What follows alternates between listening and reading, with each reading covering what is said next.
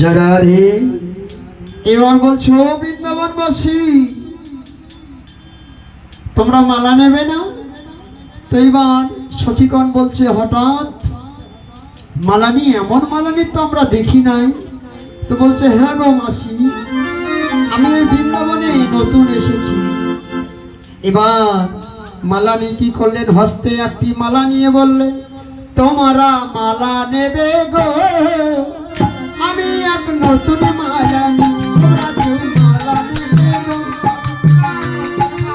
তোমরা মালা নেবে গো, আমি এক নতুন মালানি, তোমরা মালা নেবে গো, আমি এক নতুন মালানি।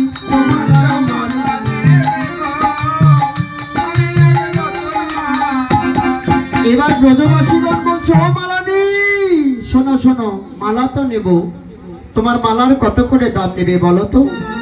তো বলছে আমার মালার একটি দাম, কোনো দ্বিতীয় দাম করিলে হবে না। তো বলছে কি দাম? একটি দাম 20 টাকা দিতে হবে। তো বলছে তাই নাকি? তো বলছে হ্যাঁ। তো 20 টাকা তো অনেক দাম, একটু কম নাও। তো বলছে না না, 20 টাকার কম হবে না। তো বলছে তোমার মালার কি গুণ বলো তো?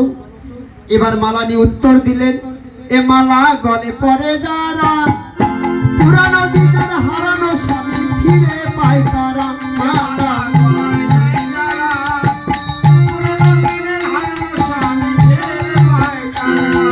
গলে পড়ে যারা, পুরানো দিনের হারানো স্বামী ফিরে পায় তারা, মালা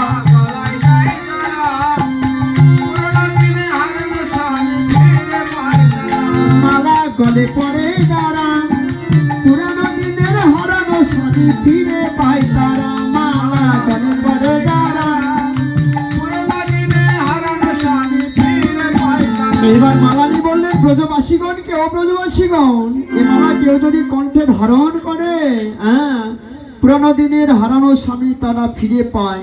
তো বলছে আর কি গুণ? তো বলছে আর কি গুণ শুনবে গো?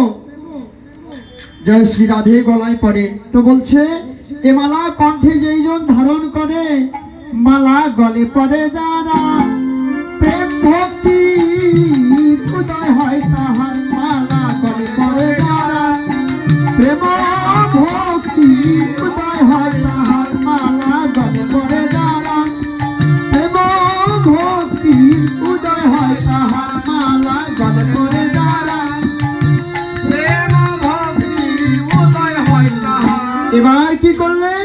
এমন ভাবে যখন প্রেমময় রাধারানীর সম্মুখে জটিলার গৃহে যখন মালা বিক্রয় করলেন, তাতেও যেন রাধারানীর মান ভাঙলেন না। এইবার কি করলেন? পূর্বের সেই দ্বিজবেশ ধারণ করে যখন ভিক্ষা নিতে গেলেন রাধারানীর গৃহে, এবার অন্তর্যামিন ও প্রেমময় রাধারানী জেনে গেলেন গোবিন্দের মনের কথা। এইবার যখন ভিক্ষা যখন গোবিন্দের সম্মুখে যখন দিতে আসলেন, এবার দেখলেন এ তো সামান্য দ্বিজ নয়, সামান্য মালানিও নয়। এইবার গোবিন্দকে এবার ভিক্ষা দিয়ে প্রেমময় রাধারানীর সমস্ত আত্ম অহংকার মান ভেঙে গিয়ে বললেন গোবিন্দ তোমার জানা যায় না তোমার গুণের কথা,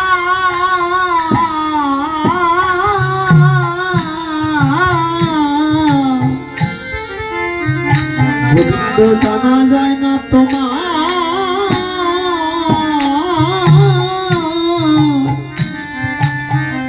গুণের কথা।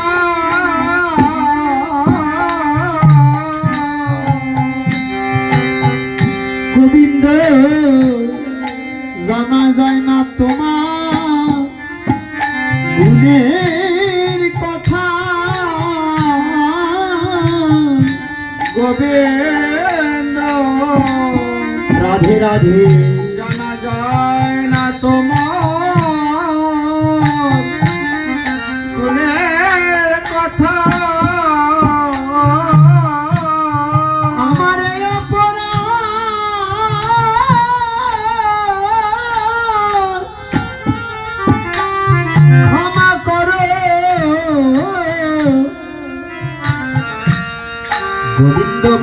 যায় না